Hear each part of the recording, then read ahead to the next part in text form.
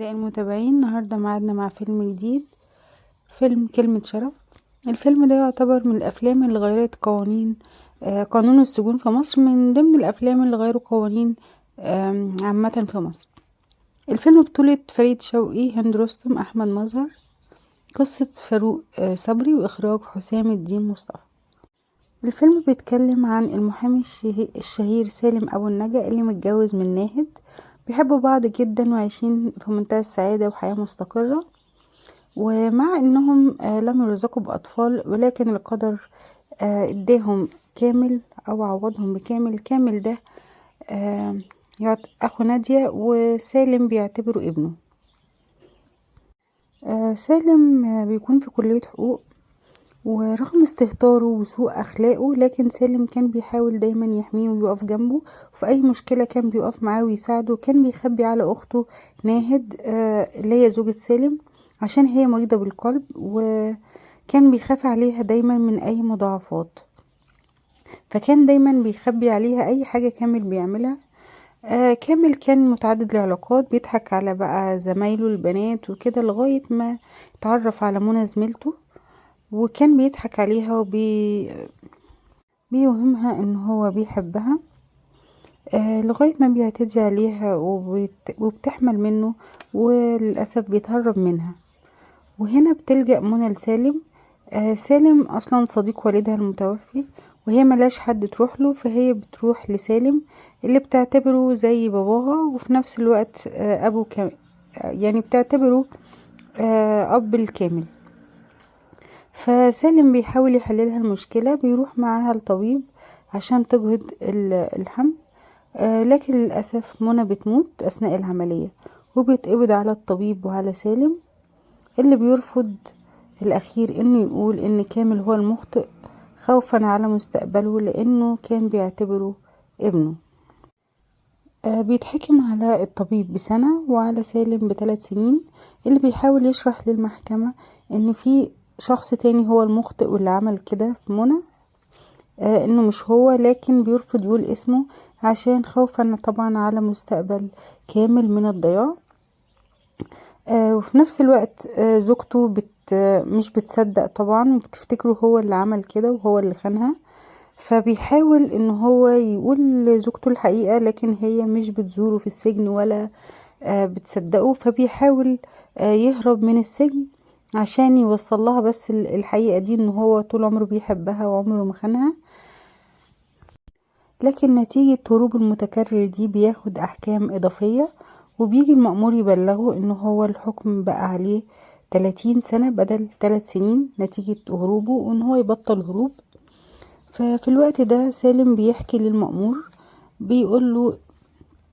بيحكي له حكايته، بيقوله ان هو مش المخطئ، وان هو هيحاول يهرب تاني لغاية ما يوصل لهدفه، ان هو يقول لمراته الحقيقة ويعرفها ان هو بريء.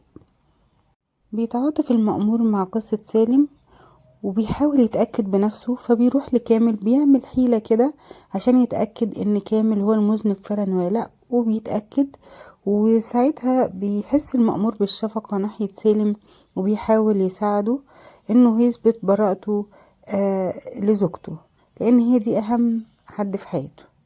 بيسمح له المأمور ان هو يهرب لمدة 2 ساعة فقط، على انه يوفي بوعده بكلمة شرف منه ان يرجع تاني السجن في الميعاد المحدد، عشان المأمور ما يتعرضش للعقاب، خصوصا ان دي اخر قضية في خدمته، وانه خلاص قرب ينهي خدمته، فمش عايز ينهيها طبعا بمساءلة قانونية، وعايز ينهيها بشكل مشرف. يا ترى المأمور هيساعد سالم على هرب، ويا ترى سالم هيلحق زوجته قبل ما تموت ويثبت لها براءته؟ هل سالم هيرجع تاني السجن زي ما وعد المأمور انه 2 ساعة بس وهيرجع، ولا مجرد ما هيخرج للحرية مش هيقدر يرجع تاني؟ لو انت عايز تشوف الفيلم ممكن تقف لحد هنا، لكن عشان تستمتع كمان بأحلى 5 دقايق من الإثارة والتشويق في الفيلم ده. لكن لو مستعجلين وعايزين تعرفوا النهاية اسمعوا الفيديو الآخر. هنكمل وهنقول ان المأمور هيوافق يساعد سالم على الهرب، وبكلمة شرف من سالم. وسالم طبعا بيديله كلمة شرف انه هيرجع في الميعاد وبيشكره، وبيروح بسرعة لمراته بيعرفها انه بريء وبتصدقه، وهي على فراش الموت بتموت، لكن بتموت وهي عارفة الحقيقة وهي راضية عنه، وهو بيزعل على موتها لكن بيحس انه هو بارتياح انه هو عرفها الحقيقة قبل ما تموت. وبيبص في الساعة بيلاقي ان الوقت المحدد انتهى، فبيجري بأقصى سرعة. وفي الجانب التاني بيجيلنا مشهد الحكمدار جاي في تفتيش مفاجئ للمأمور. طبعا المأمور بيتوتر وبيترعب لأن الحكمدار جاي مفاجأة وإن سالم لسه ما جاش، وبيفتح الزنازين بيحاول طبعا يأخر شوية زنزانة سالم عن الحكمدار، بيوريله المساجين التانيين يوريله ان كل شيء على ما يرام، لكن الحكمدار بيصر انه يشوف المسجون سالم بنفسه. بيتوتر المأمور في اللحظة دي، بيتخيل نفسه هو بينهي خدمته بشكل مهين لانه تسبب في هرب مسجون. لكن المفاجأة ان الحكمدار بيفتح الزنزانة بيلاقي سالم جواها، وبكده بيكون سالم حافظ على كلمته اللي هي كلمة شرف. بيشكره طبعا بعد ما بيمشي الحكمدار، المأمور بيشكره بيحضنه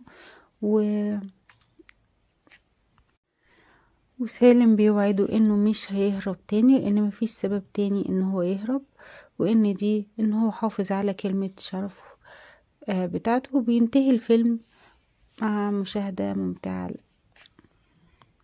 للي هيشوف الفيلم. سلام.